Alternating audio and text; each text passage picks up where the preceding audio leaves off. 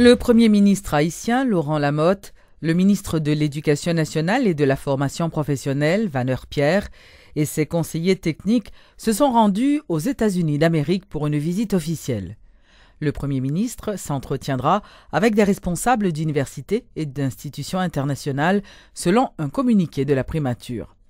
Le chef du gouvernement devra également intervenir à la prestigieuse University Massachusetts Institute of Technology, MIT, de Boston. Le Centre de facilitation des investissements, CFI, lance un nouveau service de vente de sociétés préconstituées destiné aux investisseurs. Selon le directeur général du CFI, Maître Georges-Andy René, ce service permettra de réduire considérablement le temps de formation d'une société en Haïti. Il a également indiqué qu'une centaine de sociétés dans divers secteurs ont été constituées et sont disponibles aux entrepreneurs désirant débuter leur activité en urgence. Nous, ce que nous avons fait au CFI, afin de fournir une alternative au processus régulier, au processus normal, nous avons décidé de constituer des sociétés anonymes, 100 sociétés anonymes, dans 7 secteurs prioritaires et que nous avons appelés, que nous avons dénommés de façon générique. Je vais vous donner un exemple.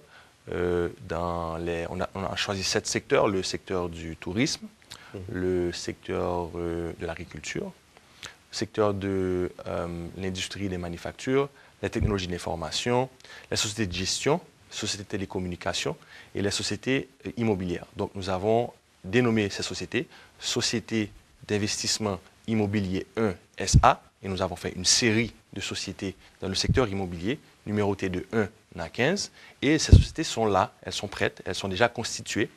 Il y a eu une collaboration très étroite entre le CFI, la Banque nationale de crédit et la BPH qui sont en fin de compte les actionnaires fondateurs de ces 100 sociétés. Et au guichet du CFI, au guichet service du CFI, au comptoir, donc au bureau du CFI, l'investisseur ou l'entrepreneur qui veut se lancer en affaires immédiatement, en quelques heures, peut venir au CFI et on va lui transférer la totalité des actions de l'actionnariat de cette société.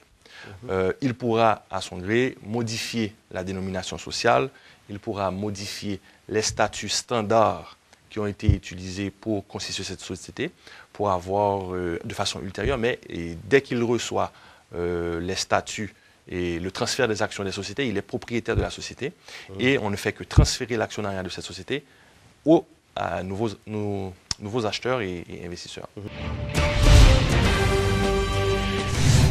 Des hommes d'affaires chinois sont intéressés à venir investir dans le pays. L'annonce a été faite par le représentant permanent du Bureau de développement commercial de Chine en Haïti. Wang Shuping félicite le gouvernement en place pour les efforts accomplis afin de reconstruire le pays. Il dit que son bureau va continuer à amener des hommes chinois en Haïti pour leur faire découvrir le pays. Jusqu'ici, seule une entreprise chinoise s'est installée en Haïti. ZTE œuvre dans le domaine des télécommunications depuis une dizaine d'années.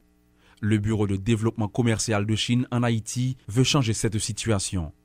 Le marché haïtien possède un grand potentiel et les investisseurs chinois souhaitent en profiter, confie le représentant permanent de ce bureau en Haïti, Wang Shuping. Je pense qu'au fur et à mesure du processus de reconstruction du pays, de plus en plus des investisseurs chinois, des entrepreneurs chinois viendront ici. On peut porter une contribution quelconque à la reconstruction du pays. Mais Haïti est-elle prête à recevoir les investissements étrangers?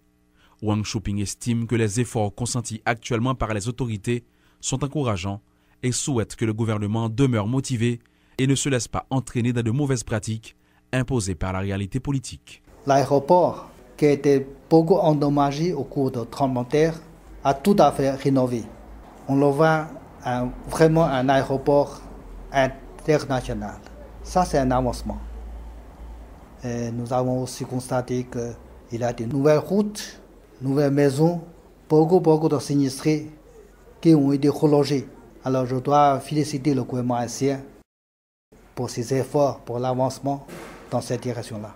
D'autre part, le Bureau de développement commercial de Chine en Haïti accompagne des institutions tant publiques que privées. Des dons en matériel sont octroyés à certains ministères, dont ceux du commerce et des finances. On voudrait bien apporter telle ou telle contribution dans la vie, dans le travail, dans les autres domaines.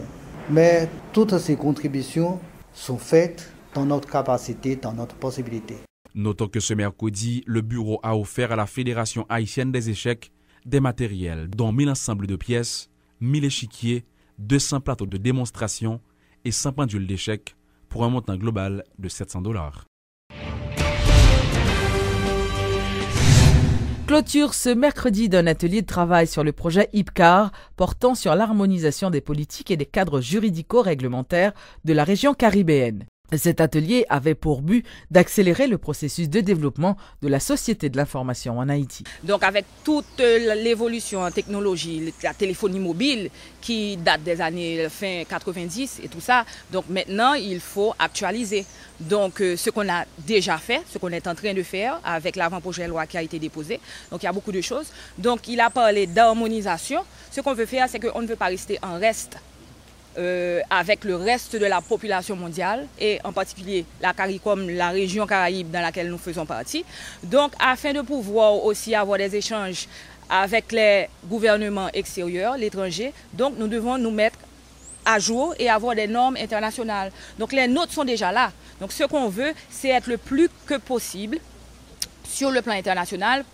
Comme je pourrais donner un exemple, si nous avons un problème au niveau de la cybercriminalité, qui est l'Internet, qui est quelque chose d'international, nous avons un problème en Haïti où il y aurait un criminel qui était un étranger et qui est en train de fausser un réseau national. Il faut que nous ayons des lois adaptées pour que cette personne ait son extradition ou soit jugée sur place ou ailleurs. Donc c'est pour ça qu'il faut communiquer et avoir le plus de standards possible au niveau des lois. À l'intérieur des lois, vous avez des parties où les droits des consommateurs sont protégés.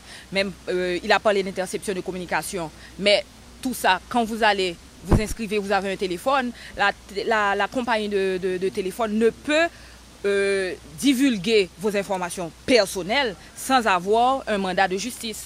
Donc là, effectivement, les données personnelles et privées des consommateurs sont protégées. Donc c'est pour ça qu'il faut implémenter ces lois à tout prix. C'est apporter ces précisions précises au niveau de toutes ces nouvelles infractions qui sont dans le domaine de la cybercriminalité actuellement, puisque ces infractions n'existaient pas il y a 10 ans, il y a 20 ans de ça. Et ce n'est pas seulement en Haïti, c'est dans le monde. Donc il faut se mettre à l'heure de la technologie.